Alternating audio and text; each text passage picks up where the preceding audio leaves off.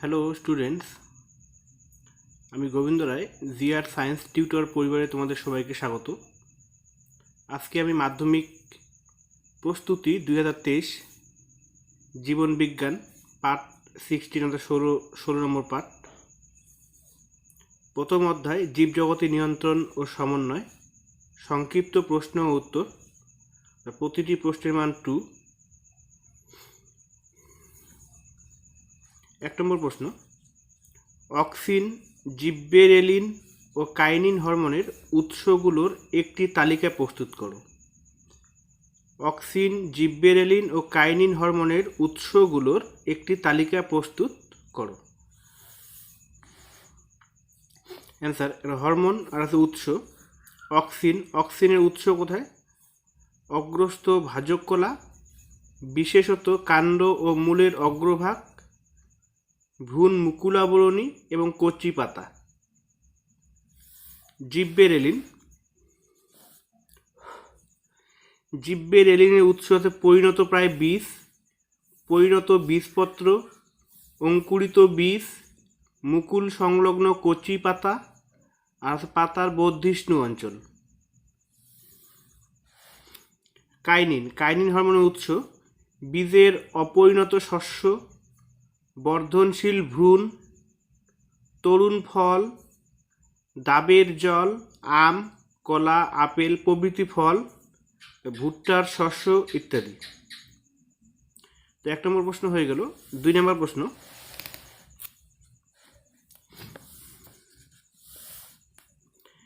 Testosterone মানবদেহে বহুবিধ শারীরবৃত্তীয় প্রক্রিয়া নিয়ন্ত্রণ করে, বক্তব্যটির যথার্থতা প্রমাণ করো। টেস্টোস্টেরন হরমোনের শারীরবৃত্তীয় প্রক্রিয়াগুলি হল: 1. যৌনাঙ্গের বৃদ্ধি ও গৌণ যৌন বৈশিষ্ট্যের প্রকাশ ঘটিয়ে পুরুষত্বের বিকাশ ঘটায়। 2.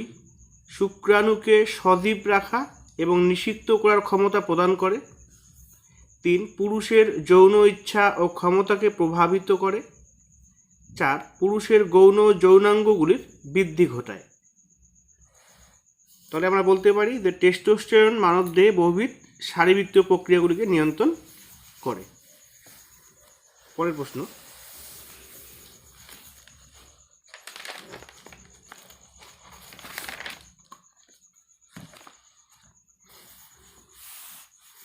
তিন নম্বর প্রশ্ন, মানবদেহে জনন গ্রন্থি থেকে ক্ষরিত হরমোনগুলোর একটা তালিকা প্রস্তুত করো। জনন গ্রন্থি হচ্ছে দুই রকমের, একটা শুক্রাশয়, একটা হচ্ছে ডিম্বাশয়। তো শুক্রাশয় থেকে টেস্টোস্টেরন হরমোন ক্ষরিত হয়, আর ডিম্বাশয় থেকে ইস্ট্রোজেন, প্রোজেস্টেরন, রিল্যাক্সিন হরমোন ক্ষরিত হয়। 3 নম্বর প্রশ্ন হলো 4 নম্বর প্রশ্ন, প্রাণী হরমোনের অনিয়মিত ক্ষরণজনিত প্রধান রোগগুলির নাম লিখো। অ্যান্সার, প্রাণী হরমোনের অনিয়মিত ক্ষরণজনিত প্রধান রোগগুলি হল: বামনত্ব, 2. বহুমূত্র বা ডায়াবেটিস ইনসিপিডাস, 3. গলগণ্ড বা গয়টার, 4. মধুমেহ বা ডায়াবেটিস মেলিটাস।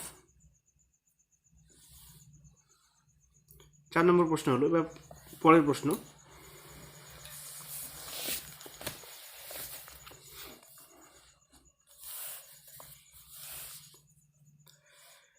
5 নম্বর প্রশ্ন, সাইটোকাইনিন হরমোনের প্রধান কাজগুলি কি কি? তো সাইটোকাইনিন হরমোনের প্রধান কাজগুলি হলো: কোষ বিভাজন সংঘটিত করা, 2. পার্শ্বীয় মুকুলের বৃদ্ধিতে সহায়তা করা, 3. পত্রমোচন বিলম্বীকরণ, 4. বার্ধক্যের বিলম্বীকরণ ঘটানো ইত্যাদি। পরের প্রশ্ন, তো 6 নম্বর প্রশ্ন, অ্যাকশন ও ডেনড্রনের একটি গঠনগত ও একটি কার্যগত পার্থক্য লেখো। তো বিষয় অ্যাকশন আর হচ্ছে ডেনড্রন।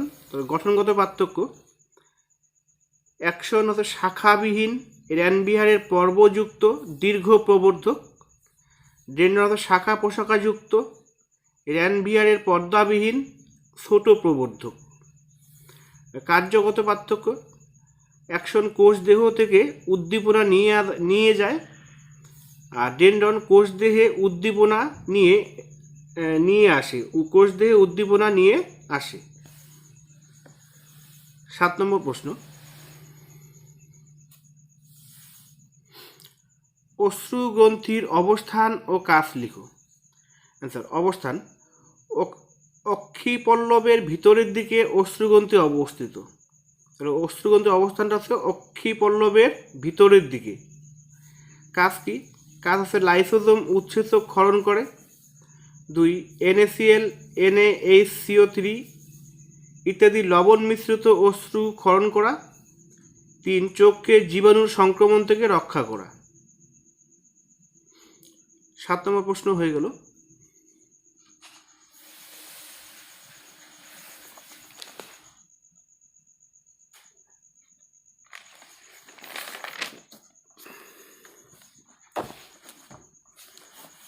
আট নম্বর প্রশ্ন,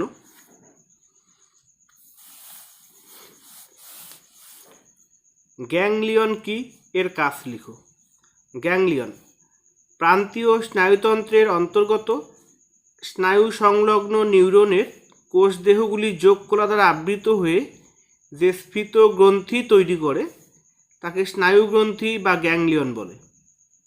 আবার বলছি, প্রান্তীয় স্নায়ুতন্ত্রের অন্তর্গত, স্নায়ু সংলগ্ন নিউরনের কোষদেহগুলি যোগকলা দ্বারা আবৃত হয়ে যে স্ফীত গ্রন্থি তৈরি করে তাকে স্নায়ুগ্রন্থি বা গ্যাংলিয়ন বলে।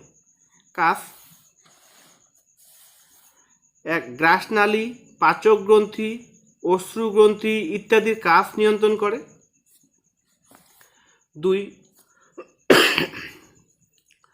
অমেরুদণ্ডী প্রাণীদের ক্ষেত্রে গ্যাংলিয়ন থেকে নিউরো হরমোন ক্ষরিত হয়। তাহলে এই প্রশ্নটি হয়ে গেল। 9 নম্বর প্রশ্ন, পাখির গমনে উড্ডয়ন পেশির ভূমিকা কি? পাখির গমনে উড্ডয়ন পেশির ভূমিকা নিম্নরূপ: পেক্টোরালিস মেজর, পেক্টোরালিস মেজর সংকুচিত হয়ে ডানাকে উপর থেকে নিচের দিকে টেনে আনে। ডানাকে উপর থেকে নিচের দিকে টেনে আনে। এই সময় পাখির ডানা বাতাসের উপর চাপ সৃষ্টি করে, এর ফলে পাখি সামনের দিকে অগ্রসর হয়। আর পেক্টোরালিস মাইনর সংকুচিত হয়ে ডানা উপরের দিকে উঠে যায়, ফলে ঊর্ধ্বঘাত সংঘটিত হয়। এই সময় বাতাসের উপর কোনো চাপ সৃষ্টি হয় না। এইভাবে পাখির ডানা পর্যায়ক্রমে দাঁড়ের ন্যায় কাজ করে পাখিকে সামনের দিকে চালিত করে। পরের প্রশ্ন,